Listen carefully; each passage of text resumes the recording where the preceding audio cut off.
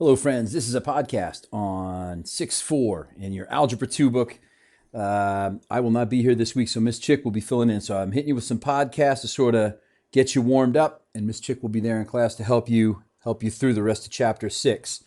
So this is where we left off, and the point of these was simply to prove that when I took the inverse of each one, so f of g of x, that should end up equaling x, as should g of f of x.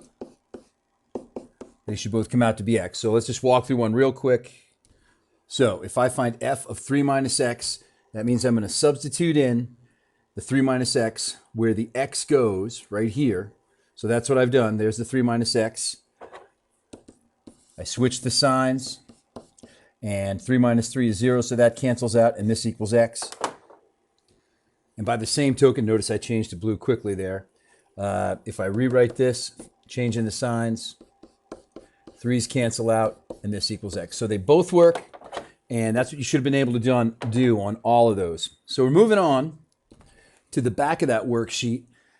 Notice that what we got to do here is graph, and once we have it graph, then we're going to use what's called the horizontal line test. I'm going to explain what that is, and determine whether the inverse is a function. All right, so first and foremost, when I'm faced with something like this, my calculator is going to be close at hand. So I'm not going to do the homework problems for you, but we're going to pick some that are quite similar. When I get something like this, like number 29, this is stuff I should already know. I know that the slope of this line is 3 and the y-intercept is 1. It means if I go to 1 on the y-axis and I go up 3, because that's the rise, over 1, because that's the run, then I should be able to do this. And I should do that as many times as I need to graph this line right there. So there is the graph of f of x equals 3x minus 1. And remember that we said to find the inverse, which is what we did last week. There is f of x. The inverse I'm going to find by swapping the x and y and then solving again for y. So that would mean I would subtract 1. That would leave me 3y, and then divide everything by 3. And that means that the inverse of this line is going to be 1/3 x minus 1/3. So again, I should be able to graph this. Minus 1/3 on the y-axis is about here. My slope is 1/3, means I'm going to go up 1 and over 3. And I can do this as many times as I need to make a nice line.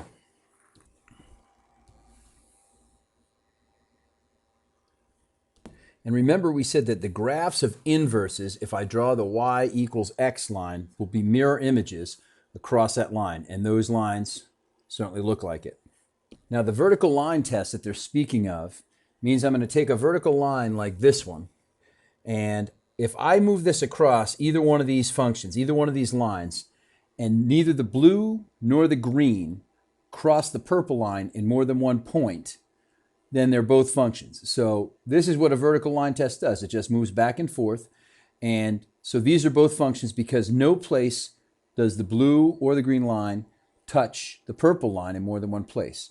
So let's give a counterexample so you can see what one would look like that wasn't a function. Let's say I had something like this. Well, if I did my vertical line test here, notice I'd be fine. I'd be fine right at the beginning.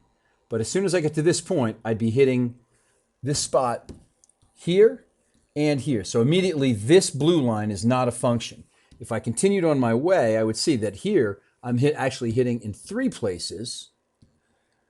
And so this is not a function. So this is all the vertical line test does. And this would be an example of a non-function. A sideways parabola would not be a function, because if I drew a vertical line through it, it would touch in more than one place.